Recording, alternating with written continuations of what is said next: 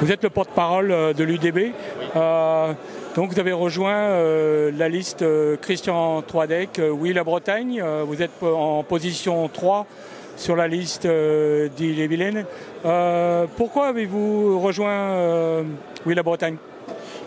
Si on a eu envie de créer cette liste, de créer cette plateforme, c'est parce qu'on ne voulait surtout pas que ces élections régionales ressemblent aux précédentes. Après ce qui s'est passé sur la réforme territoriale, notamment la non-réunification, la manière antidémocratique dont ça s'est passé, la promotion des métropoles au lieu de la régionalisation, plus toutes les trahisons dans le champ économique et social du gouvernement, on s'est dit qu'il fallait un électrochoc. Et que si ce n'était pas nous qui avions cet électrochoc, le vote contestataire, qui a raison d'être contestataire, il aurait été vers le Front National. Ça, on ne voulait pas. On a bien vu que Christian Troadec, là où il fait des bons scores, notamment dans le centre-Bretagne, mais ça s'élargit, il fait reculer le Front National. Il est effectivement un antidote. On a eu envie de l'aider, de participer, d'aider à construire le programme, d'aider à construire les listes, d'aider à faire campagne, et on l'a fait à fond. L'UDB s'est investi à fond dans les comités locaux, avec toutes les autres composantes de cette liste, et on est fiers de l'avoir fait. Justement, tous les gens qui militent pour la Bretagne disent que le Parti Socialiste a trahi la Bretagne. Et comment ça se fait que des anciens leaders de l'UDB comme Mona Brass ont rejoint le Parti Socialiste, y compris le député du Morbihan régionaliste? C'est d'abord à eux qu'il faut poser la question, je ne peux pas répondre en leur nom, ils se sont exprimés dans la presse.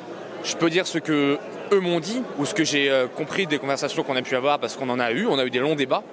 Je crois qu'ils ont confiance en Jean-Yves Le Drian, qui sont partis de l'analyse que Jean-Yves Le Drian a évité le Grand Ouest, même si c'est la réunification qu'on a préféré avoir. Donc ils ont jugé préférable, plus sûr, de partir avec ce qu'ils considèrent comme un PS régionaliste, que de tenter l'aventure ou la Bretagne. Évidemment, je ne partage pas leur choix. J'aurais préféré qu'ils en fassent un autre. J'aurais préféré qu'on les ait tous les trois avec nous. Mais ils ont fait leur choix. Ça se respecte. J'ai pas... Le côté positif, c'est que quoi qu'il arrive, il y aura des régionalistes dans la majorité. Oui, alors c'était assez amusant pour ces élections régionales, c'est que chaque liste voulait avoir ses régionalistes. Bon, alors il y a certaines qui le sont naturellement, qui sont autonomistes, qui sont journalistes comme Oui la Bretagne.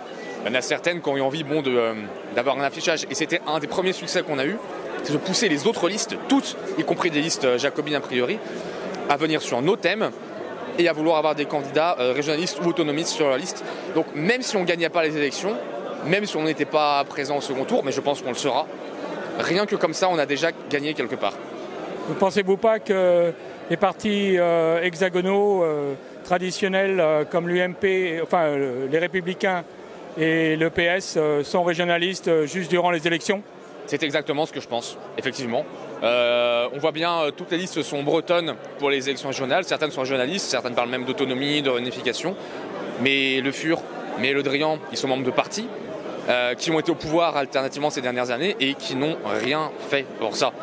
Donc, nous faire des beaux discours pendant les périodes électorales, ça ne prend pas. En tout cas, il y a un nombre grandissant de personnes qui n'y croient plus. C'est aussi ça qui fait le succès de Oui la Bretagne. Maintenant qu'il y ait des gens convaincus et sincères dans ces partis, c'est possible. Moi, je ne juge pas sur la conviction des gens, je regarde les actes. Et les actes, ils ont pas été pris ces dernières années. Dernière question.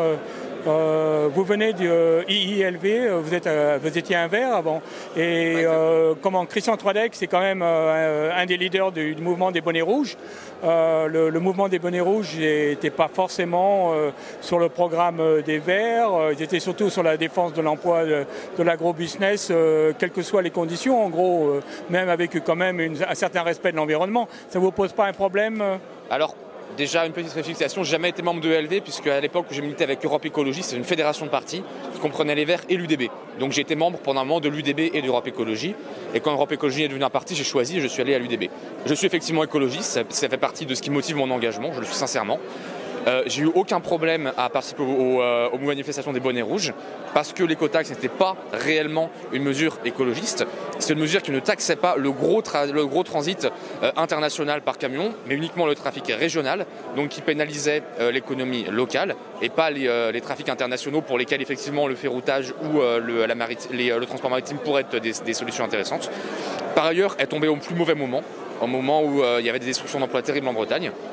C'était à la fois une mauvaise mesure, mal pensée, et un mauvais symbole. Donc je suis content qu'elle n'ait pas été appliquée.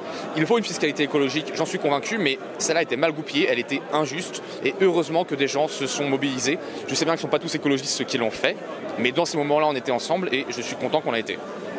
Pourquoi pas laisser l'écotaxe aux régions et décider, une région comme l'Alsace par exemple a besoin de l'écotaxe et la Bretagne périphérique en a moins besoin. Pourquoi le gouvernement, pourquoi Paris ne laisse pas les régions décider ? Alors c'est évident, on a des régions comme l'Alsace, comme la Savoie, comme le Pays Basque qui ont un fort transit autoroutier sur leur territoire et qui auraient besoin d'une écotaxe, d'une part pour dissuader, pour répartir un peu mieux le trafic, le disperser, et puis pour avoir les moyens de compenser financièrement les conséquences négatives de ce trafic trop important. La Bretagne, c'est le contraire. On n'est pas une région de transit, on est une région qui, à cause de choix politiques injustes, est éloignée des principaux centres de décision. Donc le minimum, c'est qu'on ait au moins accès. L'idéal, ce serait qu'on ait nos propres centres, évidemment. Pourquoi est-ce que le gouvernement n'a pas voulu régionaliser l'écotaxe, c'est-à-dire laisser aux régions le choix de l'appliquer ou non, ce qui aurait été le plus juste, le plus logique, le plus intelligent? Tout simplement parce qu'on a un gouvernement jacobin qui considère qu'il faut la même loi partout, les mêmes mesures partout, qui croit que l'égalité et l'uniformité c'est la même chose, ça fait longtemps. C'est pour ça notamment qu'on se bat pour l'autonomie. L'autonomie, c'est pas la fermeture sur soi, c'est l'intelligence, c'est adapter les décisions à chaque territoire. Nous on le veut pour la Bretagne, on le veut aussi pour les autres régions. Apparemment, il y a beaucoup d'agriculteurs bretons qui vont voter Front National parce qu'ils ne sont pas contents à propos du dumping social de l'Europe. Et que dites-vous à ces agriculteurs ? Quels sont vos arguments pour les convaincre de voter pour Oui la Bretagne plutôt que le Front National ? Je leur dis qu'ils ont raison de ne pas être contents. C'est une colère qui est légitime. Et oui, le dumping social, c'est un problème grave, un problème qui détruit notre économie ou qui nous condamne à pousser vers le bas toujours les standards sociaux et environnementaux. Mais je demande à ces agriculteurs, est-ce que vous pensez vraiment que se replier sur la France fermée, c'est ça qui va être bon? À chaque fois que la France est fermée dans l'histoire, l'économie bretonne s'est effondrée. Parce que à l'échelle de la France, la Bretagne est périphérique. À l'échelle du monde, elle est centrale au milieu de la façade atlantique. On a besoin, non pas qu'il se passe n'importe quoi, mais d'avoir une économie ouverte, de ne pas être enfermée dans les frontières françaises. Il ne nous faut pas sortir de l'Union européenne, il faut imposer une Europe plus juste. Il faut faire en sorte qu'il y ait des standards sociaux qui convergent et que les pays qui ne sont pas prêts à converger vers nos standards sociaux...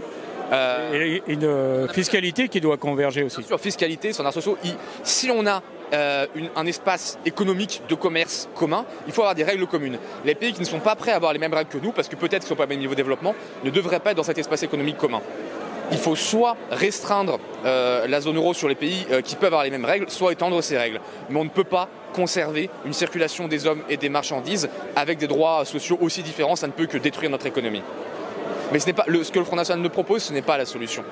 Ce n'est pas la solution. Il parle du vrai problème. En fait, il faut plus d'Europe, c'est pas moins, il en faudrait plus. Je suis convaincu qu'il faut plus d'Europe. Ça ne veut pas dire une Europe bureaucratique qui décide de tout. Il faut avoir une Europe très régionalisée, avec des territoires autonomes, mais il faut absolument que l'espace d'échange de marchandises, il y a des règles communes. Et il faut plus d'Europe pour ça, j'en suis convaincu, oui.